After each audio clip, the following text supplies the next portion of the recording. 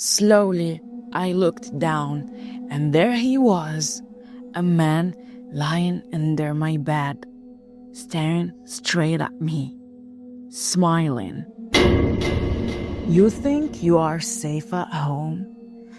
That nothing could ever happen when the lights are off? But some people, ordinary people, found out the hard way they were never truly alone.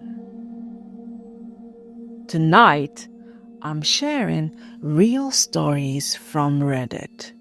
Stories that will make you check under your bed, lock your doors, and question everything around you. Was about 7 or 8 years old and went with my family to this man-made lake, Family Park Place in South Georgia. Basically, a big dugout pond that the owner put a bunch of beach sand and palm trees around and charged admission for people to come, park their cars, grill, and swim for the day. Also had a big and safe as hell waterside that kids got hurt on. So where my family would park was in front of this little island that was a clump of sand about 30 yards off the shoreline. I wasn't the best swimmer, but the depth was just above my head, so I could bob up and down and bounce out to this island. Bouncing out to that little island one day we were there, my foot came down into what felt like a face. Felt what was a nose on my toe. The thing I remember is the feeling of hair flowing between my toes. That feeling of fine hair waving in water. I freaked out and for the longest time just sat on the shore. Was a little kid and did not think of anything about it. I can still remember the scared parents going around and yelling this kid's name, asking if anyone had seen this little boy. They pulled his body from under the water right in front of the island. I'm 47 now, and I can still remember the feeling of that hair between my toes. There was a dude that used to come into the store I worked in. I was just finishing up senior years in high school. He had to be mid-20s or so. We became buddies over a few months, chatted about movies and video games a lot. One weekend, he had asked me to hang out, and I had a bad feeling about it. So I said no, and that I was grounded for bad grades. Turns out, he killed someone that weekend. Follow for more stories you won't forget. Growing up, my older brother had a computer program that he used to compose piano music on. I remember I was reading in the living room when I heard the most beautiful violin melody I'd ever heard. I listened to the whole thing, which was several minutes long. I walked down the hallway to compliment my brother on his masterpiece when I realized my brother was not using the computer, that I was home alone. This happened when I was 17. When I was still living at my childhood home, I was sneaking out late at night to meet some friends. I went through the back door of the house, and as I turned to face the door, I could just feel somebody watching me. I thought I was busted. I turned to look at who had caught me and saw a totally monochrome figure. The hair was completely black, like blacker than black. Her face was like a static washed over white gray. And she was wearing a dress that was between the two colors. No facial features, just the silhouette of a young girl facing me. I reached for the door as fast as I could, and when I went to shut it, it closed very quickly on me. I bolted through my yard and onto the street and couldn't shake the feeling that I was being followed. I stayed at my friend's that night. Soon after this happened, I was up late with my mom watching a movie. My dad had just passed away. We finished our movie up and said goodnight after turning the TV, stereo receiver, and DVD player, all with their own remotes. After a short amount of time in bed, I'm jarred awake by the sound of static with the speakers cranked up and the TV on with no input. My mom and I met in the hallway, surprised to see that we both had been awoken to an empty house. A few years ago, when I was 23 and graduated from college, I finally told my family about the first occurrence. Before I'm able to finish my description of the ghost, she finishes for me, telling me that her and her friend used to see a little girl in our backyard playing in a sundress. She said she looked maybe 12. Our neighbor, who was the original owner, shared a story with us about the family that originally bought the house after it was built. It was a young family whose daughter passed away from leukemia. She would have been about the right age. Looking back, the girl wasn't scary or harmful. My sister had the same impression. To this day, I believe we saw and haven't seen anything like it ever since. I also want to say that my dog used to scare the crap out of me because he would randomly stare down the hallway to my sister's room and he would growl with his hair on end. It would always freak me out. I never connected the two until sometime after seeing the ghost or whatever it might be there. I always had this feeling at night, like I wasn't alone. I tried to ignore it, told myself it was just anxiety. One night, I dropped my phone off the bed. I leaned down, reached under, but something touched my hand, not the floor. A hand. I froze completely. Slowly, I looked down, and there he was, a man lying under my bed, staring straight at me, smiling. It started with scratching sounds inside my wall. Every night, same spot. I thought it was rats. Until one night, a small hole appeared.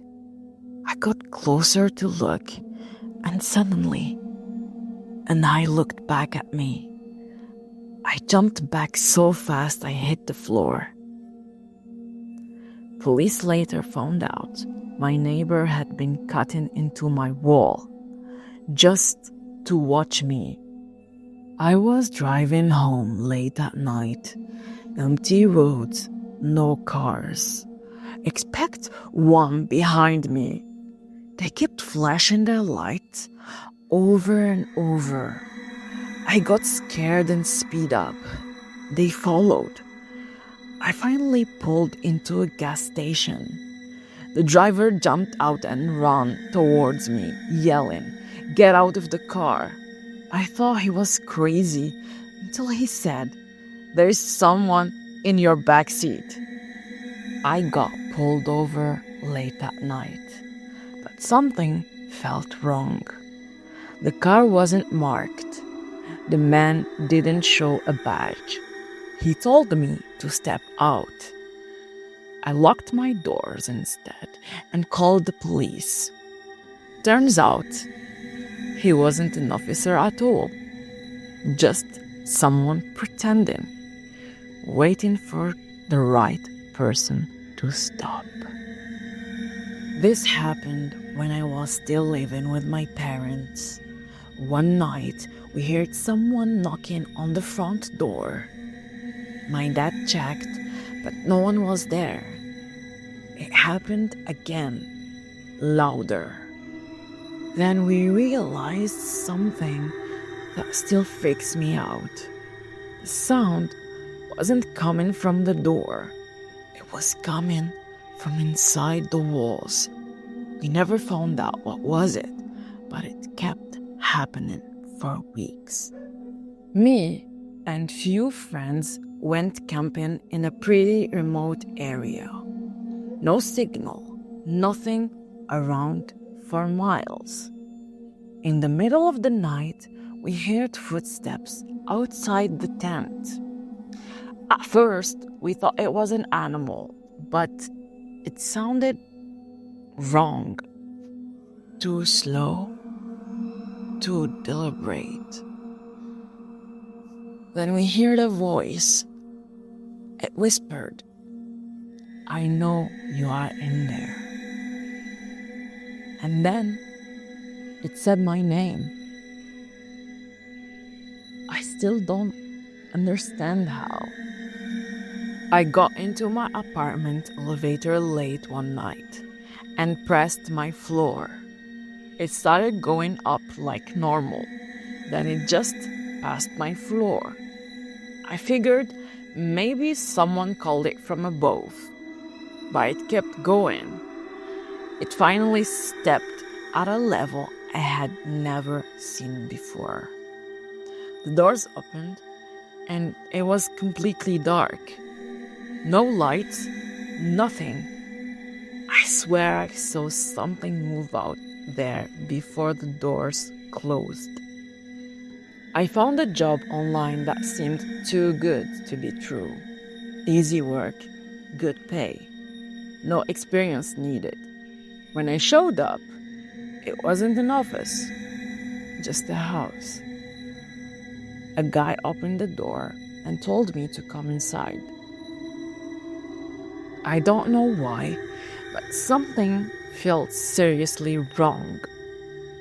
I made an excuse and left.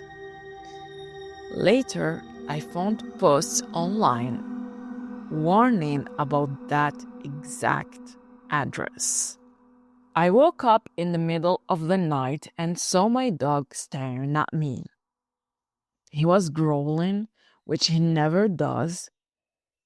At first, I thought maybe he was just being weird, but then I realized he wasn't looking at me.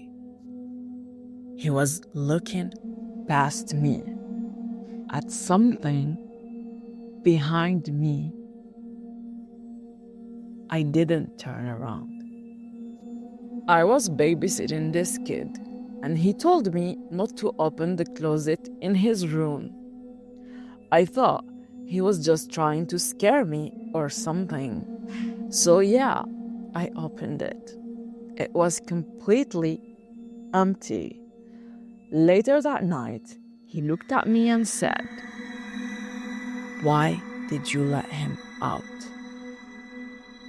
I quit the next day. I used to stay home alone a lot because of my work schedule. After a while, I started getting random calls from a private number. No one ever spoke, just silence. Then one day, I picked up and heard breathing. I hang up immediately. A few minutes later, I get a text from an unknown number. It said, "You shouldn't be alone right now." I checked all the doors, all locked, windows too. Then I noticed something that made my stomach drop. My bedroom door was slightly open. I always close it. I ordered a ride home late at night. The app showed the driver was arriving. Same name, same car. Everything matched. I got in. At first, it was normal, but after a few minutes, I realized he wasn't following the route. I asked him about it and he just said, "Shortcut." Then I checked my phone again. The app still showed the driver, but the car wasn't moving on the map, like I was never picked up. I told him to stop the car. He didn't respond. I ended up opening the door at the red light and running. When I reported it, the company said my ride had been cancelled. I was never supposed to get in that car. I used to work night shifts at a small convenience store. It was the kind of place that gets completely dead after midnight. No customers, no noise, just silence.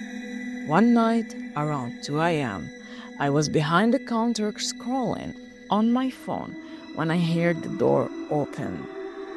I looked up, no one was there. I figured maybe it didn't close properly, so I went to check it. It was locked. I went back behind the counter, and a few seconds later, the door opened again. This time, I know I didn't imagine it. I checked the cameras from the little monitor we had under the register, and that's when my stomach dropped. On the camera facing the aisles, I could see someone standing in the back of the store, just standing there. I slowly looked up from the monitor towards the actual aisle. Nothing. I looked back down at the screen and they were closer. Like they had moved, but silently. I didn't hear footsteps. I didn't hear the door. I just grabbed my keys, went into the back room, locked the door, and called my manager. When the police came and checked the footage, there was no one there. Nothing on the cameras. I quit the next day. I worked night shifts as a receptionist at a small office building. It was just me from midnight to 6 a.m. Every night was the same quiet, empty. Nothing ever happened. Until the phone started ringing. The first time it was exactly 3 a.m. I answered, and all I heard was breathing. I hang up. The next day, same time, same thing. No voice, just breathing. This went on for almost a week. Then one night, I finally said, "Who is this?" And for the first time, they answered very quietly. They said, "I can see you." I immediately checked the security cameras. Lobby empty. Hallway empty. But when I pulled up the camera facing the front desk, I saw myself sitting there, holding the phone, and behind me, something moved. I turned around instantly. There was nothing there. When I looked back at the monitor, it was gone. I never stayed alone in that building again.